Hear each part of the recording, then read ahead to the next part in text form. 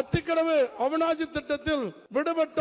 காரமடை, பவானிசாகர், அன்னூர் ஒன்றிய மக்களுக்கு புதிய நீரோட்டு திட்டம் வழங்கிட வேண்டும் என்று எங்களுடைய முதன்மை செயலாளர் துரை வைகோ எம்பி அவர்களிடம் அப்பகுதி மக்கள் ஒரு கோரிக்கையை வைத்திருக்கின்றார்கள். அக்கோரிக்கையிலே காரமடை ஒன்றியத்திலே 250 குளம் குட்டைகள், பவானிசாகர் ஒன்றியத்திலே 220, அன்னூர் ஒன்றியம் மேற்கு பகுதியிலே 60 மற்றும் இதர பகுதியில் உள்ள குளம் குட்டைகளுக்கு நீராட்டம் செய்வதற்கு உரிய பிரத்யேகமான ஒரு புதிய திட்டத்தை வடிவமைத்த வேண்டும் என்று மாண்புமிகு தமிழ்நாடு முதலமைச்சருடன் தாயில்லத்தோடு பரிசீலனை செய்து அப்படி ஒரு திட்டத்தை அறிவித்து தொடங்கி நடைமுறைப்படுத்தினால் அந்த பகுதி மக்களின் வாழ்வாதாரம் உயரும், அனைத்து தரப்பு மக்களுக்கும் பயன்படும்படி உலகம் போற்றும் இந்த திராவிட மாடல் ஆட்சியின் நடத்தி வரும் தாங்கள் இந்த புதிய திட்டத்தை